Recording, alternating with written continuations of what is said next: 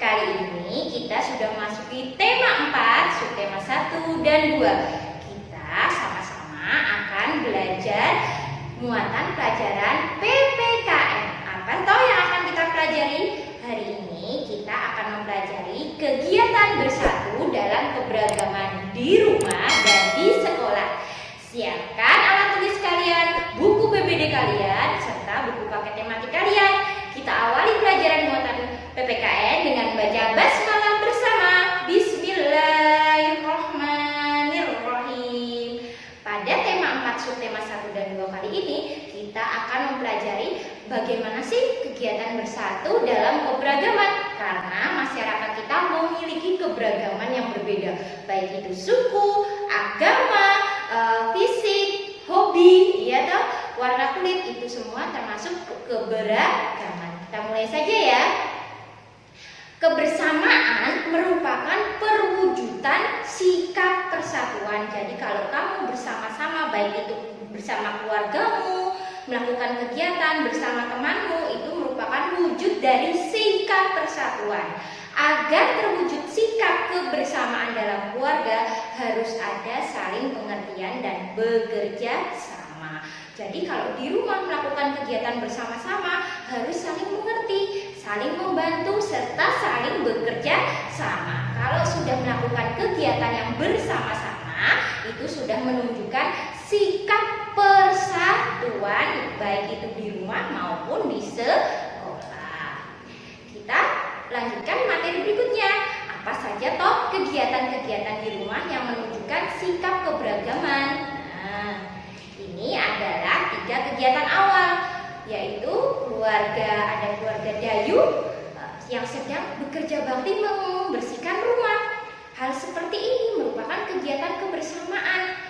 Kalau tidak ada kerjasama, tidak ada saling pengertian, tidak mungkin pekerjaan yang ada di rumah cepat selesai, ya enggak? Pekerjaan menjadi akan lebih berat kalau dikerjakan hanya oleh satu anggota keluarga.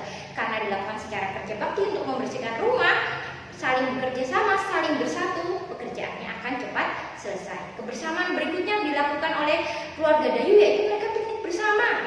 Walaupun hanya di depan rumah ya, mereka mengobrol. Nah, ini juga merupakan kegiatan bersatu. Yang ketiga, mereka juga berolahraga bersama. Kalian juga pastikan di rumah ada yang ketika misalnya liburan, ada yang bersepeda dengan ayah, ya toh, ada yang berenang, ada yang bermain bola. Itu juga bentuk-bentuk kegiatan bersatu di rumah.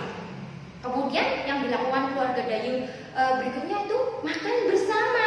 Makan bersama juga menunjukkan sikap atau kegiatan yang bersatu di rumah. Kemudian menonton TV bersama serta belajar bersama. Ustazah yakin keenam kegiatan bersatu dalam keberagaman di rumah itu pernah kalian lakukan. Betul tidak? Berikutnya ada sikap-sikap yang harus dimiliki agar terwujud persatuan di dalam keluarga. Inilah sikap yang harus kalian maupun anggota keluarga kalian laksanakan. Yang pertama, kalian harus saling menghargai. Misalnya kalau kakakmu, saudaramu sedang belajar, berarti kamu menghargai dengan tidak membuat keributan, ya enggak? Kalian yang kedua, kalian harus saling menyayangi. Jelas sesama anggota keluarga harus saling menyayangi. Sikap yang ketiga dan keempat adalah sesama anggota keluarga dalam keluarga itu harus saling membantu dan bekerja sama. Ketika kakakmu kerepotan, adikmu kerepotan, tolonglah, ya kan? Aku suka hambanya yang suka menolong, karena memudahkan urusan orang lain, pasti Allah akan memudahkan urusanmu. Benar tidak? Yang keempat, tidak menang sendiri dan memaksakan pendapat. Misalnya sedang musyawarah atau sedang menonton TV, tidak mau berbagi, ya toh. Ketika mengajukan pendapat, maunya menang sendiri, maunya didengar, tidak mau mendengar pendapat keluarga lain. Itu tidak boleh ya. Itu keempat sikap yang harus dimiliki oleh anggota keluarga. Sikap berikutnya yaitu menghargai pendapat antar anggota keluarga.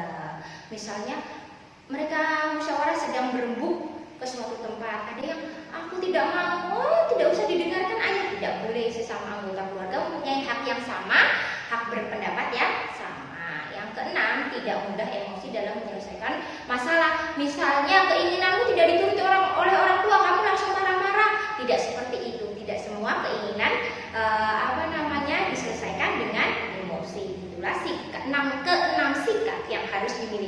agar terwujud persatuan dalam keluarga. Berikutnya, apa toh manfaat hidup bersatu dalam keluarga? Yang pertama, apa ya?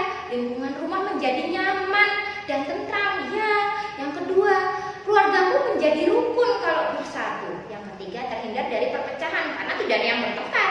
Yang keempat, segala masalah karena selalu bersatu, selalu kompak dalam keluarga, segala masalah cepat diatasi. Itu manfaat hidup bersatu dalam keluarga.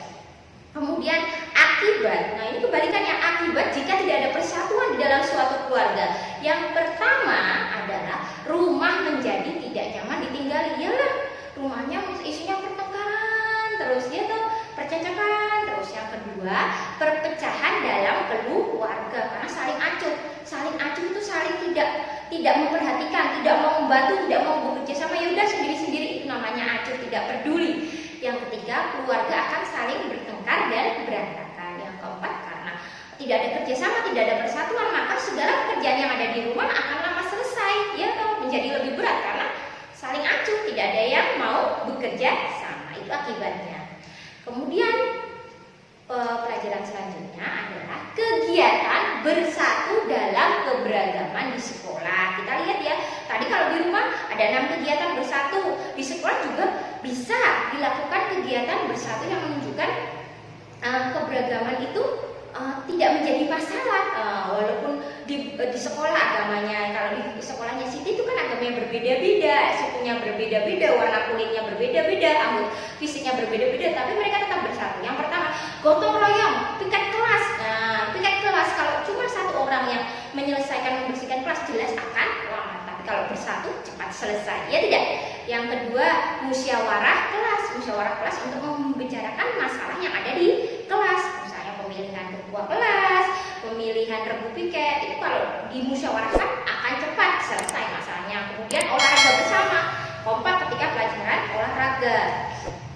Yang keempat adalah misalnya tampil bersama disuruh oleh ustadz-ustadznya di depan, berkelompok. Nah, itu kompak, itu juga salah satu kegiatan bersatu dalam keberagaman. Kemudian belajar bersama, diskusi kelompok. Kangen tidak kalian dengan diskusi kelompok? Ya toh? Dulu waktu kalian kelas 1 biasa dibentuk kelompok-kelompok, itu juga kegiatan bersatu dalam sekolah. Yang keenam, kalian misalnya tampil pentas seni, menari bersama. Nah, kemarin sebelum pandemi ya kalian sudah berlatih kelas A, kelas B, kelas C. Nah, itu juga merupakan kegiatan bersatu dalam keberagaman di sekolah. Berikutnya, apa saja toh sikap yang harus dimiliki agar tercipta kegiatan bersatu di sekolah?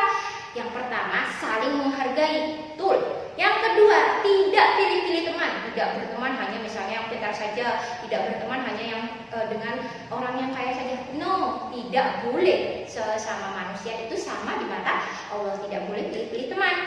Yang kedua, mau berbagi dengan teman. Ketika teman kesusahan, tidak membawa alat tulis, misalnya kalian yang punya alat tulis lebih, bisa berbagi meminjamkan, atau kalian punya makanan yang lebih, ketika bersama teman boleh berbagi dengan temannya. Yang keempat, tidak memaksakan pendapatnya kepada teman, maunya menang sendiri. Tidak seperti itu guys ya. Berikutnya, apa toh manfaat dari hidup dalam kebersamaan di sekolah? Jadi kalau di sekolah itu bersatu, manfaatnya apa? Yang pertama, tercipta kerukunan di sekolah. Yang kedua, suasana sekolah saya yakin akan nyaman, tenang untuk belajar, ya toh. Karena teman-temanmu saling bersatu, bermain bersama, tidak pilih-pilih teman, menggembirakan sekolahnya ya. Yang ketiga, tidak ada pertengkaran di sekolah. Kalau kebalikannya, akibatnya apa toh jika tidak ada persatuan di sekolah? Yang pertama, warga sekolah tidak rukun. Yang kedua, sekolahmu menjadi kacau, suasananya nggak nyaman buat belajar karena di kelas rame. Kerja kelompok nggak ada yang mau bekerja sama, musyawarah maunya menang sendiri, itu sekolahnya akan menjadi kacau. Ketiga, terjadi pertengkaran dan perkelahian di sekolah. Ingat ya, tidak boleh berkelahi dan bertengkar dengan teman, apalagi sampai berlebihan. Untuk akibat tidak ada persatuan di sekolah, ini adalah ralat ya sayang, di buku BBD kalian salah. Jadi yang benar adalah slide ini. Jadi akibat tidak ada persatuan adalah warga sekolah tidak rukun, sekolah menjadi kacau dan terjadi pertengkaran. Diralat ya sayang yang di buku BBD-nya, materi yang benar adalah akibatnya adalah yang ada di slide ini. Berikutnya kalian akan mengerjakan 10 soal yang ada pada BBD kalian. Karena di BBD 4 tidak sempat untuk dikoreksi karena keterbatasan waktu, maka kalian baca dulu materinya pada rangkuman, melihat video pembelajaran, kemudian kalian boleh mengerjakan pada BBD itu. Demikian pelajaran Ustazah kali ini pada muatan pelajaran PPKN. Semoga pelajaran kali ini bermanfaat. Astaghfirullahaladzim. Wassalamualaikum warahmatullahi wabarakatuh.